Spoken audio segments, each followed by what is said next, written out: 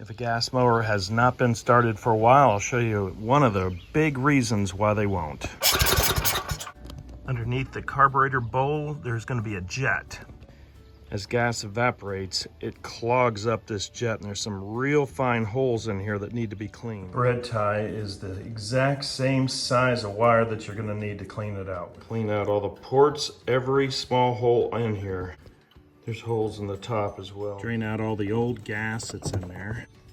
You can see that gas is really yellow. Place the jet back into place. I'll remove the air filter. It still will not start. I'll spray some WD-40 right into the carburetor. Next, we'll check the spark plug. Looks relatively clean, but we'll clean it anyway. That's a lot cleaner. We'll plug it in and check for spark. I'll ground it and pull. So we know there's no spark. We'll pull the 4 bolts off so we can remove the recoil. This will lift out. Remove the case so we can see the coil. We'll also check the ground connection. The connection on the switch looks pretty bad. When I move the magneto against the coil, it's still not sparking. I can move it back and forth and you can see no spark. I can flip the switch both ways and check it, and still no spark. We'll test the primary coil with a voltmeter.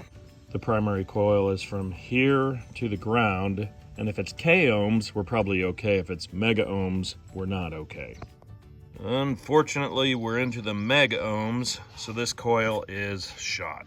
This is at least one of the reasons why the engine's not running, so we'll need to get a new coil and go from there.